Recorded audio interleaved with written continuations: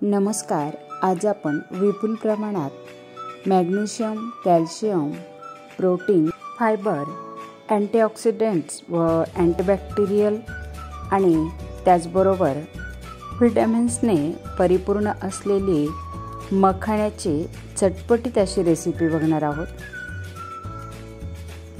तर मखाण्याची ही हेल्दी आणि चटपटीत अशी रेसिपी बनवण्यासाठी आपण गॅसवरती कढई गरम करून घेतली आणि त्यात आपण अर्धा टेबलस्पून इतकं साजूक तूप घालून त्यात मूठभर बदाम घातले आणि लो फ्लेमवरती आपल्याला हे बदाम छान खमंग असे भाजून घ्यायचे.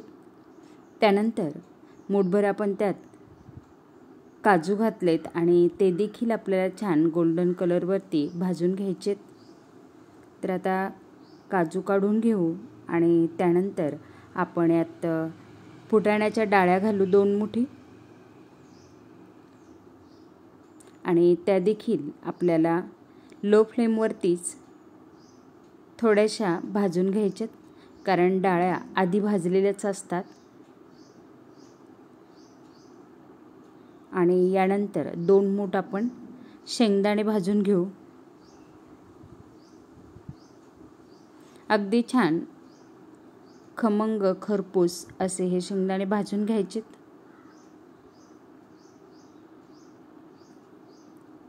तर शेंगदाणे भाजून झालेत ते काढून घेऊ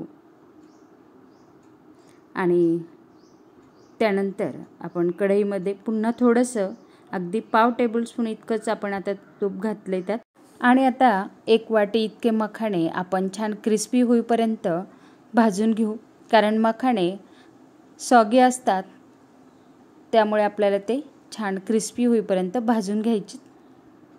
मात्र लो फ्लेमवरतीच आपल्याला हे मखाणे भाजायचे.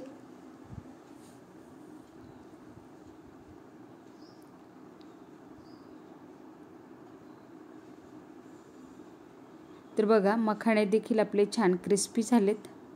दाबल्यानंतर अगदी बारीक चुरा त्याचा झालाय. तर आता गॅसची फ्लेम ऑफ करू आणि भाजलेले ड्रायफ्रूट्स व डाळ्या टाकून घेऊ. आता त्यात अर्धा टीस्पून आपण हळद घातली आणि 1 टीस्पून इतकी काश्मीरी लाल तिखट घातले. त्यानंतर 1 टीस्पून आपण त्यात काळी मिरी पावडर, त्यानंतर 1 टीस्पून चाट मसाला आणि अर्धा टीस्पून आपण त्यात आमचूर पावडर घातली आणि सर्व छान मिक्स करून आता त्यात आपण चवीनुसार मीठ घालू आणि आता छान मिक्स करून आपली चटपटीत अशी हेल्दी आणि टेस्टी अशी मखाण्याची रेसिपी खाण्यासाठी रेडी आहे.